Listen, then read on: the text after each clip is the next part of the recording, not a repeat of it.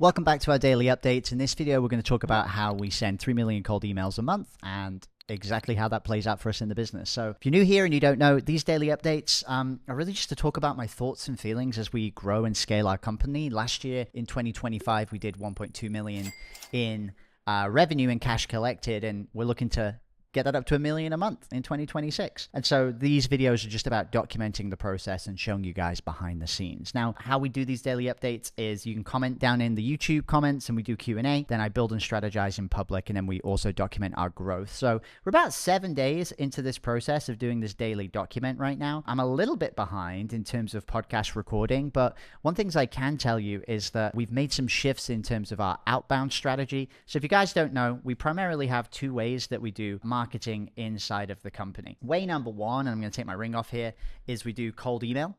And so cold email is our outbound strategy. We will send a whole bunch of emails out with a view to getting interested people. And then we also do content. And so primarily we do a lot of podcast interviews, as well as these YouTube videos are a new thing that we just started doing, and I hope you guys are liking them. So I want to take you guys down the changes that we made in our cold email strategy. So if you don't know what cold email is, it's essentially where you have an email inbox. Usually you'll have this in Google, but you can also have things like Outlook inboxes, and you basically send out emails every day. In one email inbox, you would send out around about, let's say, 17 emails a day. And the people that you send those emails to, also known as data, you'll typically scrape from sources like Apollo, and there's lots of different lead scrapers that you can look at nowadays. But you'll scrape data to go and reach out to interested prospects. So for us, we would look for coaches and service-based businesses to pull into our data sources. And so primarily, you're sending an email out to somebody that doesn't know who the heck you are to say, hey, here's who we are, here's what we do, are you interested, right? Now, the way that we have that email set up today is that we actually send 3 million cold emails a month. If I just get my calculator up, and I'll tell you exactly how many inboxes that is. So just to give you some back of napkin math here, we've got 8,021 Google inboxes. We use a reseller, and we pay about $2.50 per user per month for those inboxes, and that allows us to send 176,000 emails a day, which in a typical month would mean that we would have about 3 million cold emails that are going out. So obviously that's a lot of messages. So just some math here for you. Just the inboxes alone, this is about 20K a month in terms of costs. And we also have some data costs. We use a tool called Email Bison, and we have some other, costs that are associated with this. You need someone to reply to the inboxes. You either use an AI or you're going to have a team member to manage that process. And so what we personally do is we keep around about 20% to 25% of these emails in rotation on what we call a warm-up. And you can use lots of different warm-up tools. It's essentially where it sends an email and you get an email response. And so typically we're seeing as much as 600,000 emails a month that we're actually not sending. And we do that on purpose because the goal here and the trick with cold email is just to keep the email inbox healthy so that you can get some really good responsiveness. So actually what this equates to in a typical month is we actually end up sending about 2.25 million cold emails that go out there. Now, typically, we're going to get a certain amount of positive responses. Right now, our positive response rate is 0.26%. So we usually get about 5,500-ish PRs. We call these positive responses in a month. And so if we send out an email that says, hey, we've got a network of 75,000 podcast professionals. We help business owners and coaches like you get on 2 podcasts every week. We've recently helped, around about 27 and 8-figure businesses to add a lot of extra revenue from this. Is that something you'd be interested in? That person would then respond and say, hey, yeah, Jamie, that sounds great. And they're interested. And once they do that positive response, we then use our inbox managers or the AI to push people to go and book into a calendar. And so the funnel for this, just so you guys know, is that we send the email. When we send that email out, we get a response. When we get a positive response, we drive people to a calendar. And then after they book on that calendar, we have an FAQ page, which is kind of acts as our confirmation page to warm the prospects up. And inside of that, once they get to that FAQ page, we send them a lot of emails. We usually are sending about 3 emails a day that lead up to the call. So, if the call's in 2 days' time, then they'll probably receive 6 emails. If the call's in 3 days' time, they'll receive 9 emails. And these emails specifically are very dense, but short. And so what I mean by that is that they're dense in that they've got a lot of value inside of them. And so we tend to address objections, speak beliefs, and really just give people information ahead of the time. Now, just so you guys know, on that FAQ page in the first video, which is a 3-minute video, we do reveal price. We tell people, hey, look, this is the price of what this service is, and we do that on purpose because it gets people who aren't qualified to sort of opt themselves out. So we only get qualified people that actually come onto the calendar. And so to give you some throughput and understanding of this, right, we have 2.25 million cold emails that we'll send. We get 5,500 positive responses. And then typically we'll get between 7 to maybe 10% of those positive responses to actually book in on the calendar. And so we're having anywhere from like 400 to 550 calls that actually get booked on the calendar. Now, when we send them to this calendar, we follow what we call an MVC process, a minimum viable calendar. I'll actually put in this video the link to the training of how we do the minimum viable calendar setup. It's very useful, and we actually get really high throughput. You can see here 7 to 10% booking rates is really high. A video sales letter might only get a 3% throughput. So fully recommend you guys check out that video to see how we do this calendar. Now, a couple of other things to really consider inside of this process. And I'll talk about some of the changes we made recently. So with those 400 to 550 calls, we do see about a 30% cancellation rate, which is pretty normal. And it's sort of something that we enforce. And what I mean by that is that on the confirmation page, the FAQ page, not only do we reveal the price, but we also have about 10 to 12 other 2 to 3 minute videos on that page that tell people, here's how the process works. It's done for you. It's done with you, not done for you.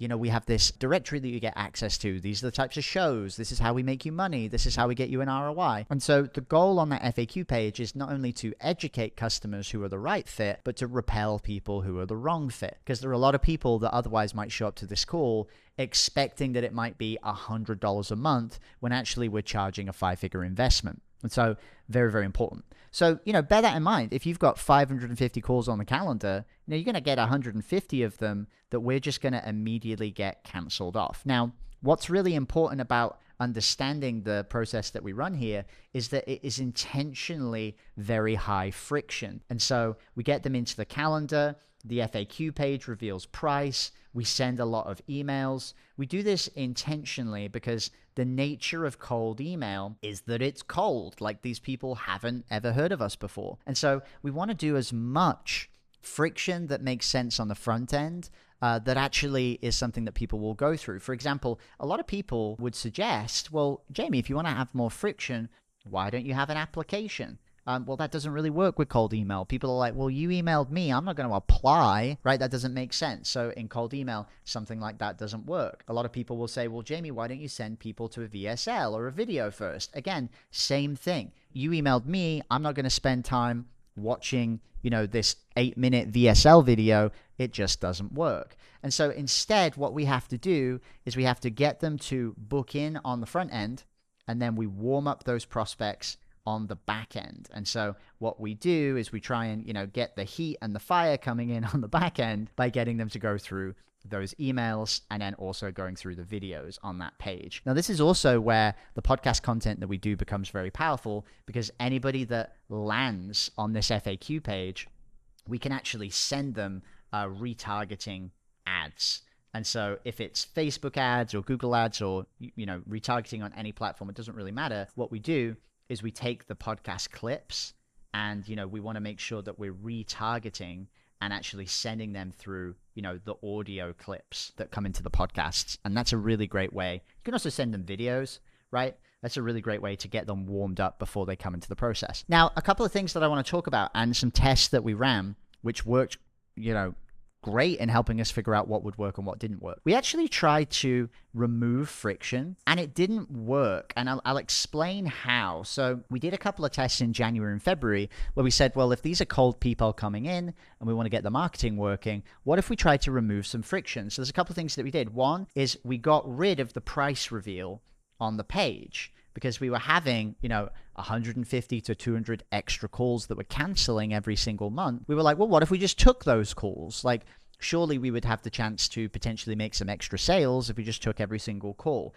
Actually, we found this didn't work. And the reason why it didn't work was really just because people weren't getting educated enough on what the offer was ahead of time. And so they were coming into these calls and their interest level was either very, very low, or what was also happening is that they were just taking way too long to get them to the point where they could actually buy. And so not only was revealing the price up front good to condition people, but it actually helped them to understand the offer more deeply. And once they quantified, okay, this is the price point, there's actually a signal and an indicator there of value. Because we aren't cheap. This isn't a $200 a month service. And so by pricing it highly and showing people that it's expensive, there was an element of desire to understand more about what it was, which led them to consuming more of the content and understanding more about what it was on the call. And that led to a greater close rate. And so that's a test that we ran that didn't work very well. The second thing that we actually did as a test on this page was, as well as removing the price, we actually also tried to drop the price. And so we actually said to ourselves, hey, instead of selling this as a 12-month program for, a high ticket investment that was going to be like 5 figures, right? Instead, what we did is we said, well, what if we make it cheaper and less commitment? So instead, we were selling it at, $7,500, and we did it as a 3-month commitment. And what we also did inside of that process of dropping the price is that we simplified the offer. And so the way that we simplified it is that we just talked about the podcast bookings and we just talked about branding. And so these were really 2 big tweaks that we made in terms of in the sales process. And spoiler alert, both of these didn't work. Like, they were not very successful. And so first of all, when we dropped the price, our thought process was, well, this is a cold customer that's coming in for the first time. What if we could make this a lower risk investment to them? And therefore they would be, more likely to say yes. What actually happened was that the people that would usually be looking at the offer that were, better quality prospects, customers that were further along in their business, they then just discounted it or didn't show up to the call. They were like, hey, this isn't something that's necessarily going to be for me. They sort of, based on the price point, sort of said, well, this looks pretty poor, which comes back to this idea here of the price. Basically when you price yourself to be more premium, you actually signal to people that this is higher quality. The other issue that we had is that still, even though it was a 3-month commitment, people still had the same objections as what we were presenting them before when we sold at a higher price for a longer commitment. So our reasoning was, well, if we drop the price and drop the commitment, it should make an easier close. It actually didn't turn out to be the case. It was actually still just as hard to sell inside of this process. One of the factors that maybe affected that was that we still weren't revealing the price up front. Maybe if we'd revealed the price and showed that it was a lower price up front, it would have been a bit easier. But long story short, that didn't work either. The other issue that we had is that we simplified the sales process, but in doing that, we actually eliminated some of our really strong ROI components. So usually when we would sell our offer in the past, we had a very clear 3-step process that we would go through. Like, number 1 was like, hey, we'll get you on 2 high quality podcasts every single week. And we talked about how our directory works, that's inbound, not outbound. So, pretty much everybody else is going out and pitching podcasts. Instead, we have podcasters coming to us to join the network because they want high quality guests. And therefore, we actually vet our clients more than we need to pitch podcasts, which makes it very effective for booking.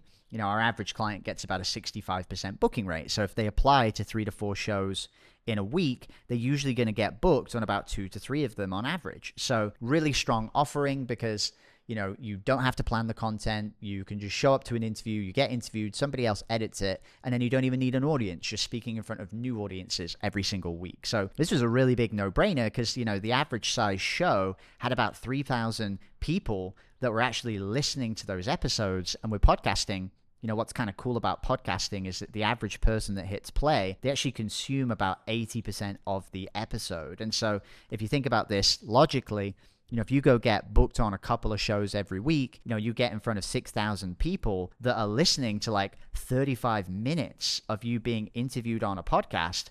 There's a lot of interest that comes from that. And you can usually convert quite a lot of people on the back end, but they've also been sold really well on your process, assuming you're doing a good job with the way that you set up that interview. And that's just like on the low level. Like we have a lot of people that get booked on shows with 200,000 or 300,000 listeners. And so, if instead the average show you got on was 10,000 listeners, if you got in front of 20,000 people in a week and, they listened on average to 30 to 35 minutes of your content, that's a lot of exposure, right? So that was point number one. Point number two was actually how we help people make ROI. And so one of the things that we help our clients do is actually plug in an email system that once you get exposure on podcasts, gets you booked calls and sales inside of your offer. We talk about an analogy in the sales process, which is pretty powerful, which is, if you have somebody on a call that says they're only emailing their list once every 30 days, well, imagine that your email list was an in-person store. When you said to one of your friends or a mentor, hey, I have this in-person store. I only open it once every 30 days. Man, sales are just really struggling. Like, what do you think I should do to grow the business? Well, I think pretty much anybody and their dog would tell you, hey, dude, like, have you thought about like opening the store up every day instead of once every 30 days? It's this really powerful analogy that we tell where we basically say to people, look, if you just email more frequently, like if you make people an offer every day or every couple of days instead of like once a month, you're probably going to have an increase in sales. And the average person that we speak to on these calls might have anywhere from 1,000 people on their email list to some of them have like 150 or 120,000 people on their email list.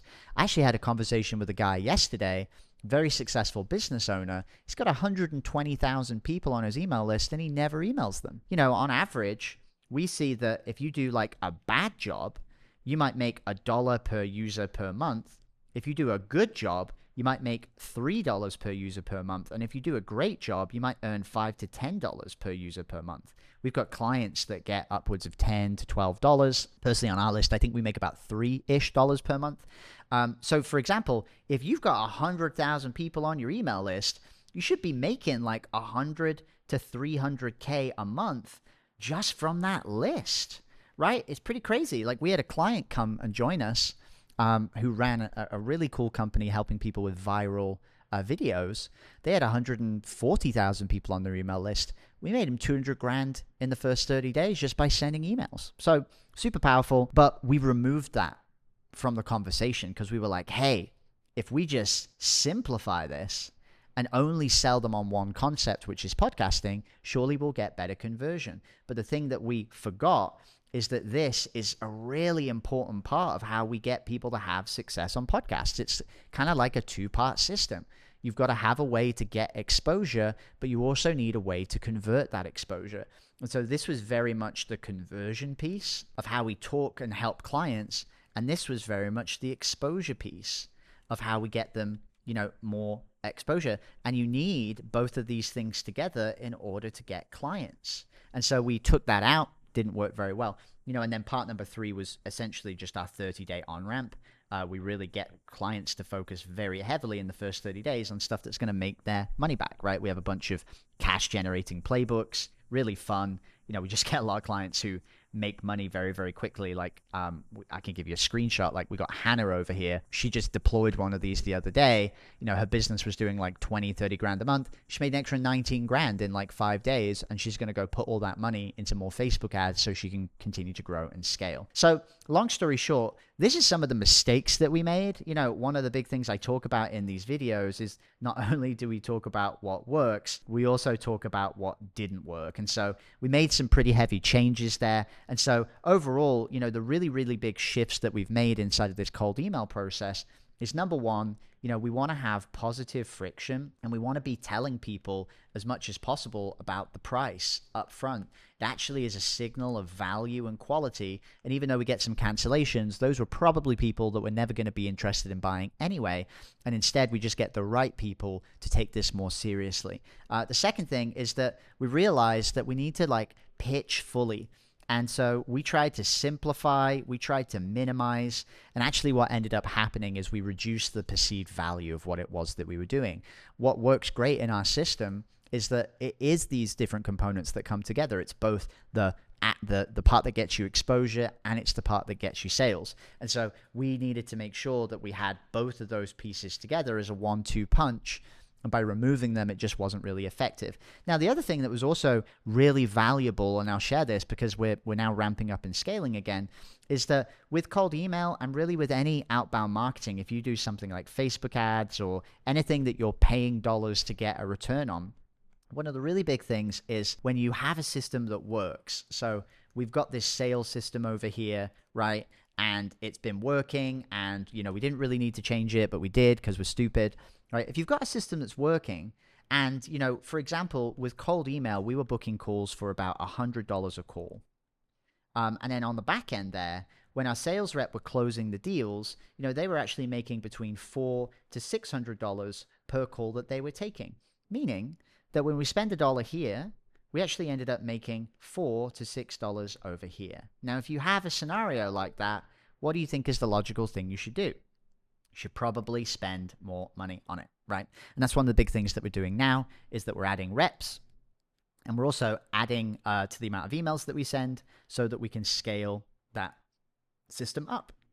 And once you scale that system up and you start getting more of these calls booking and more of those leads coming in, ultimately you can make more money. So that's a daily update. That takes you a bit through our cold email system. If you've got questions about the specifics of any of that, or what we talked about today, just let me know in the comments. We do the regular Q&A and answer them. And yeah, we'll see you inside some of the other videos. By the way, if you're on the channel and you haven't checked out any of our other videos, once a week we do kind of a curated video that's a more high quality one.